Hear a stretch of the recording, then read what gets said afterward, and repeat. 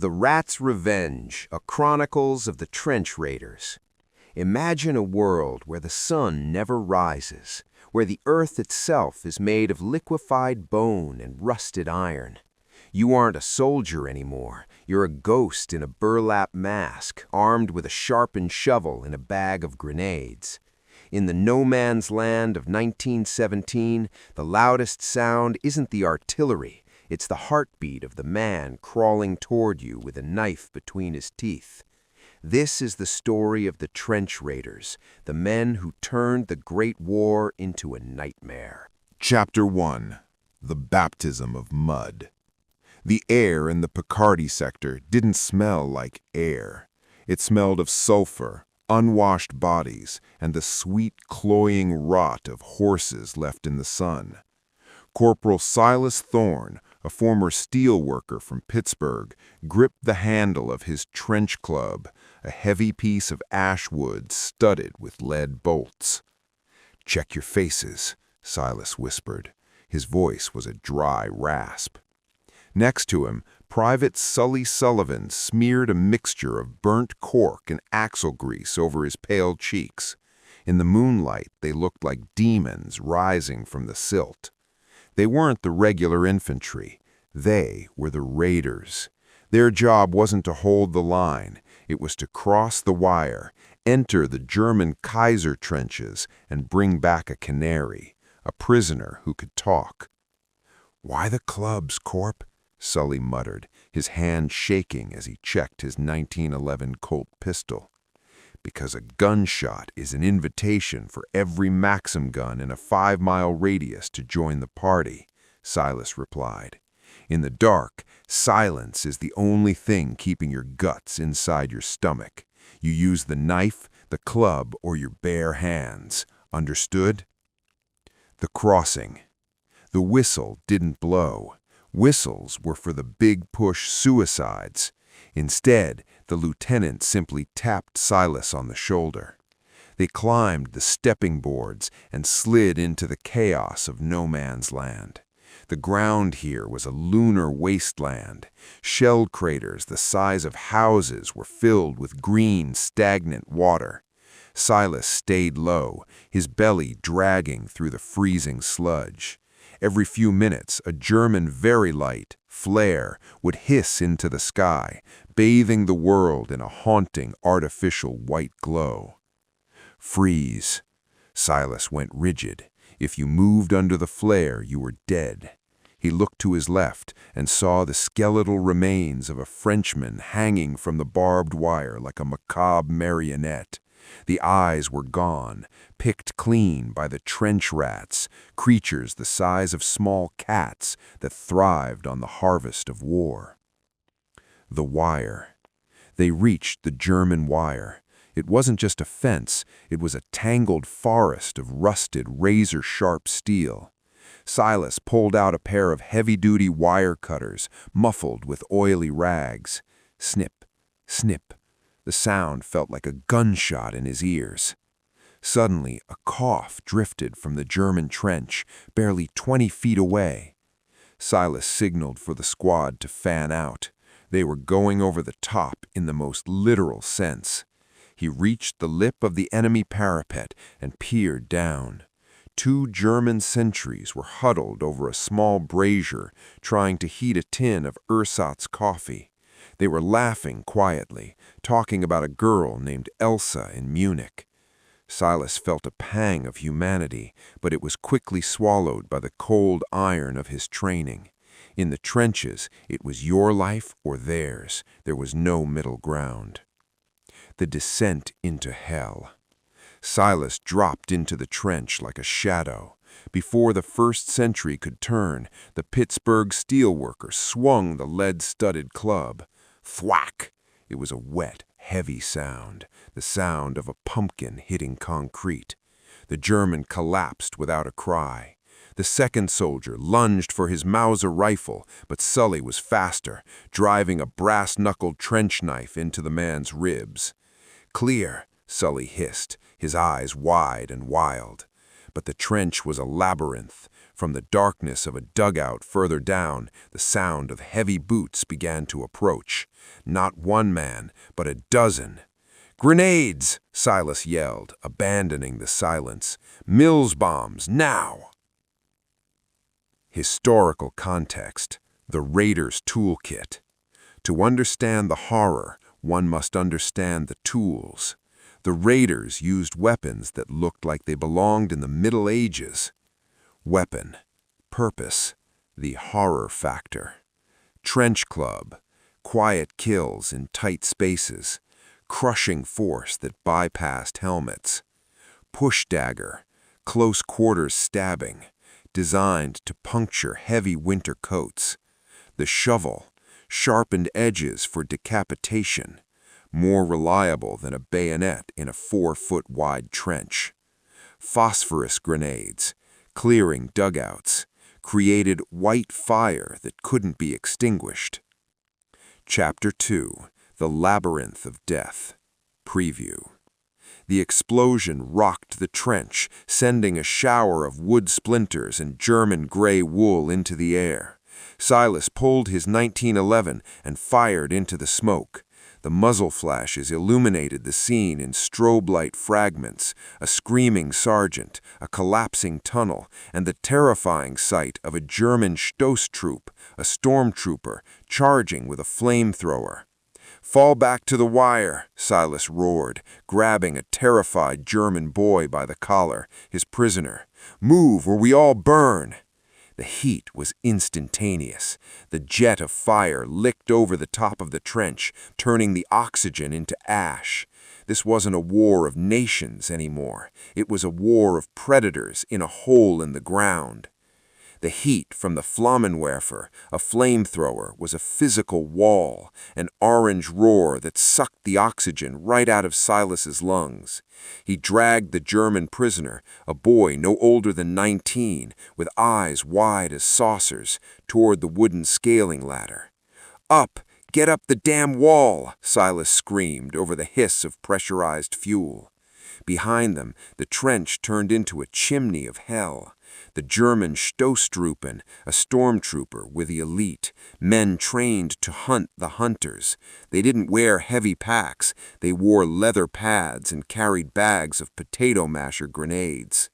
Chapter 3. The Ghost of No Man's Land. The retreat across No Man's Land was a descent into a different kind of nightmare. The artillery, sensing movement, began a box barrage. High explosive shells screamed overhead, landing with the sound of a freight train hitting a mountain. "Sully! Where's Sully?" Silas roared, squinting through the smoke. A panicked cry came from a shell crater 20 yards to the right. Silas scrambled over a mound of slick gray clay. He found Sully pinned under a collapsed timber from an old farmhouse that had long since been pulverized into the dirt. "My leg, Corp. I can't feel my damn leg." Sully was hyperventilating, his blackened face streaked with tears that carved white lines through the grease. Silas looked down. It wasn't just pinned. The timber had a jagged iron bolt through it that had skewered Sully's thigh like a piece of meat on a spit. To the left, the German prisoner was trembling, watching the horizon. If Silas stayed to free Sully, the German counter-raid would catch them in the open. "Give me the saw," Silas said, his voice terrifyingly calm.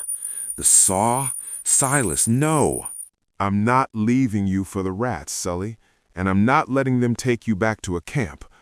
Hold this." Silas handed him a piece of leather belt to bite on. In the distance, the first rhythmic thump, thump, thump of a Maxim machine gun began to search and traverse the field. The bullets snapped overhead like cracked whips. Silas didn't use a saw. He used his trench shovel, the edge sharpened to a razor's finish. The price of survival. They made it back to the American wire just as the sun began to bleed a sickly gray purple over the horizon. Silas was covered in 3 different colors of blood, none of it his own. He dumped the German prisoner at the feet of the intelligence officer and didn't say a word. He walked past the chow wagon, ignoring the smell of scorched bacon. He walked past the medics carrying Sully on a blood-soaked stretcher. He went straight to his dugout, a hole in the earth supported by rotting sandbags. He sat in the dark, his hands finally beginning to shake. He pulled a small, crumpled photograph from his pocket, a woman in a floral dress standing in front of a steel mill in Pittsburgh. One more night, Mary. Just one more night. The horrors, the invisible enemy. While the raiders feared the bayonet, the environment was often more lethal. The horror. Description: fungal infection from standing in freezing water for weeks. Long-term effect: gangrene often led to toe or foot amputation. Mustard gas, a blister agent that stayed in the soil for days. Long-term effect: external burns and internal lung hemorrhaging. Shell shock, constant acoustic trauma from 24/7 artillery. Long-term effect, what we now know as severe PTSD. Men were often shot for cowardice. Chapter 4. The Yellow Fog. 3 days later, the wind changed. It started as a low, hissing sound from the German lines, the sound of 1,000 snakes. Then came the cloud. It wasn't smoke, it was a heavy, yellowish-green mist that hugged the ground, rolling into the shell craters and spilling into the trenches like spilled wine. "Gas! Gas! Gas!" The cry went up along the line. Silas fumbled for his canvas gas mask. The filter smelled of chemicals and old rubber. He pulled it over his head, the glass goggles fogging instantly. Inside the mask, the only sound was his own panicked breathing. Hoopa, hoopa. Outside, the world turned into a silent, jaundiced yellow. He saw a man who hadn't reached his mask in time. The soldier was clawing at his throat, his skin turning a bruised purple as the chlorine gas turned the moisture in his lungs into hydrochloric acid. Silas gripped his trench club. Through the yellow haze, silhouettes began to appear. The Germans were coming, not with rifles, but with bayonets fixed, moving through their own poison like wraiths. "Fix bayonets!" Silas's voice was muffled by the mask, sounding like a ghost from a deep well. "If you're gonna die, die on your feet!" The yellow fog didn't just blind, it tasted like rusted pennies and burned like 1,000 needles. Inside his mask, Silas felt the sweat sting his eyes. The world was reduced to 2 circles of glass and the rhythmic, suffocating hiss, click of his own breath. Through the jaundiced haze, they appeared. The Germans weren't charging with a shout. They came in a slow, disciplined line, their masks making them look like giant lidless insects. They carried trench knives and short-barreled carbines. This was the Stoss troop, the shock troops. "Fire!" Silas screamed, the word muffled by the rubber of his mask. The American line erupted. Muzzle flashes punched holes through the yellow mist. Silas felt the kick of his M1911 against his palm. Bang, bang, bang. A German soldier 5 feet away spun and collapsed, his gas mask shattered by a .45 caliber slug. But the fog was too thick. The Germans were in the trench before the Americans could reload. It became a frantic, primitive brawl. There was no room for rifles. Men used brass knuckles, sharpened mess tins, and teeth. Silas felt a weight slam into his chest. A German raider, massive and smelling of sour cabbage and wet wool, tackled him into the mud at the bottom of the trench. The German's hands fumbled for Silas's throat, trying to rip away his gas mask. "If the mask comes off, I'm dead in 30 seconds. Silas reached for his belt and found his trench club. He couldn't swing it in the cramped space, so he used the lead-weighted end like a piston, slamming it into the German's ribs. Crack! The man gasped, a mistake in the gas. He began to cough, a wet, rattling sound, as the chlorine entered his lungs. Silas rolled him over and finished the job with a short, brutal strike. The silence after the scream. As quickly as it began, the wind picked up. The yellow fog began to drift away toward the charred stumps of what used to be a forest. The trench was a slaughterhouse. Men lay in the muck, some clutching their throats, others missing limbs. The victory was that they still held the mud they stood on. "Corp?" a weak voice called. Silas turned. It was Jersey Joe, a 19-year-old who lied about his age to enlist. He wasn't wounded by a bullet. He was sitting against a sandbag, his gas mask off. His eyes were wide, and he was staring at his own hands. I can't breathe, Silas. It feels like I'm drowning." Silas knew that look. It was dry drowning. The gas had turned Joe's lung tissue into fluid. There was nothing the medics could do. Silas sat down next to him in the blood-stained mud and took the boy's hand. "Just breathe easy, Joe. You're going home. Pittsburgh. Remember the sun on the Monongahela River?" "Yeah, the sun. It was so bright." Joe's hand went limp. Silas didn't move for a long time. He just watched the rats emerge from the shadows to investigate the new feast. The raiders' reality, living underground. When the sun was up, the raiders didn't sleep in beds. They lived in dugouts, caves carved into the side of the trench walls. The smell, a mix of creosote, rotting meat, tobacco, and latrine buckets. The lice, cooties that lived in the seams of their uniforms. Men would use candles to burn them out of the fabric. The sound, not just the shells, but the clinking from beneath the floorboards. Chapter 6. The War Beneath the War. "Thorne, to the captain's dugout, now!" Silas wiped the mud from his face and stood up. His joints felt like they were filled with crushed glass. He followed the runner to a reinforced bunker deep underground. Inside, Captain Miller was hovering over a map, his face illuminated by a single flickering candle. "We have a problem, Silas," Miller said without looking down. "The listeners, the guys with the stethoscopes against the walls, they hear something, about 40 feet below SAPs 4 and 5. Silas felt a chill that had nothing to do with the damp air. The sappers.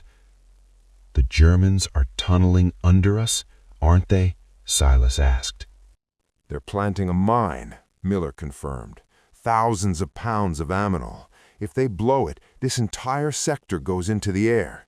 We can't wait for the engineers to dig a counter-tunnel. We need a team to go into the German tunnel system through a camouflage, a small break in the earth we found." Silas looked at the map. It was a suicide mission.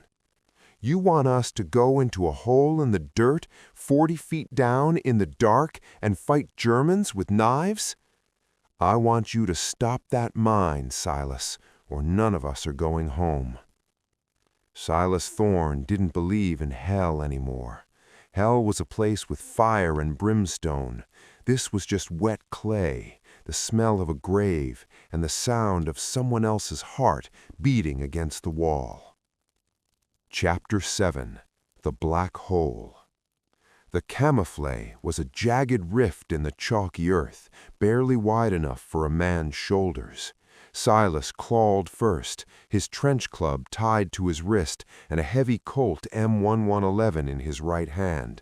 Behind him came Cookie, a silent giant from Chicago who carried nothing but a sharpened flathead screwdriver and a bag of dynamite. They weren't wearing helmets. In the tunnels, a helmet clanging against a rock was a death sentence. They wore wool caps pulled low. The air was thin, tasting of ammonia and ancient dust. Every few feet, Silas stopped, pressing his ear to the cold, damp chalk. Tink, tink, tink. It was the sound of a German pickaxe. It was close, maybe 10 feet through the wall. Silas signaled to Cookie.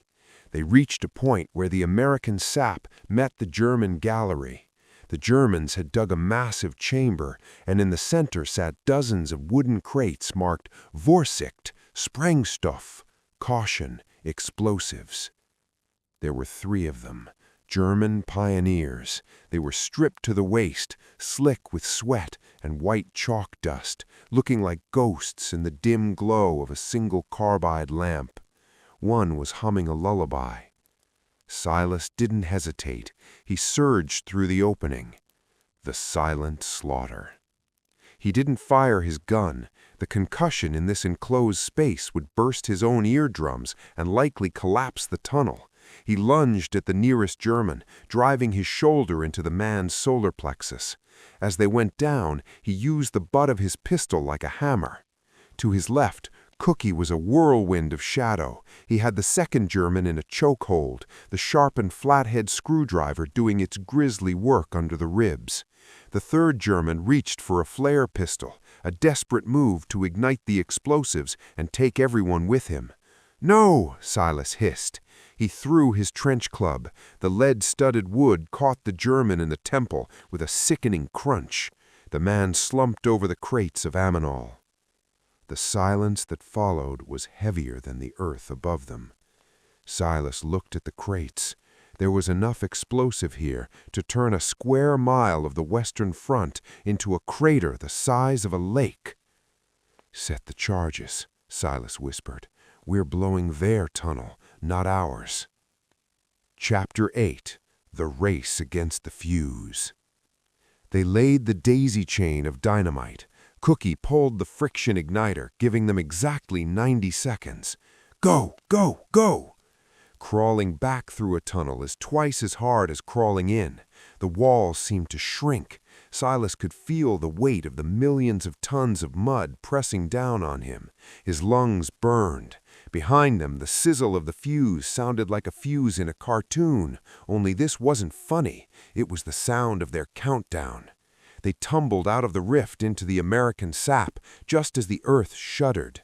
It wasn't a loud bang. It was a deep, guttural thud that Silas felt in his teeth. The ground rose 6 inches and settled.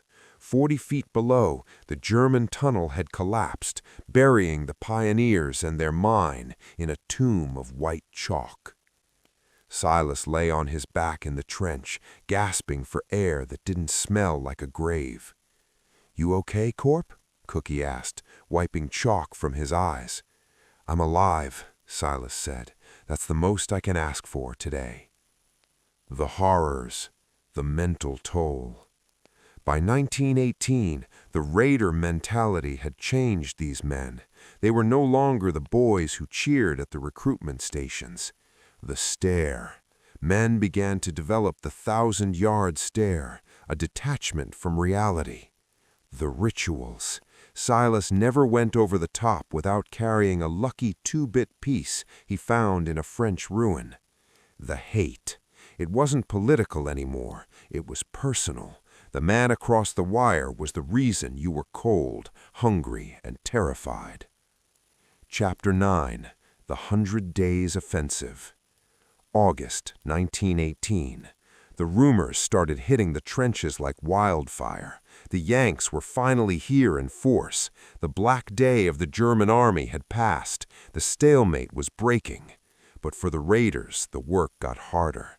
As the Germans retreated, they left booby traps, grenades tied to doorknobs, poisoned wells, and delayed action mines in abandoned dugouts. Silas's squad was ordered to scout a ghost village called Serre. It was nothing but jagged brick walls and charred timbers. "Keep your eyes on the ground," Silas warned his new recruits, replacements who looked far too clean. "If you see a shiny souvenir, leave it. If you see a tripwire, freeze." Suddenly, a high-pitched whistle cut through the air. It wasn't artillery, it was a signal.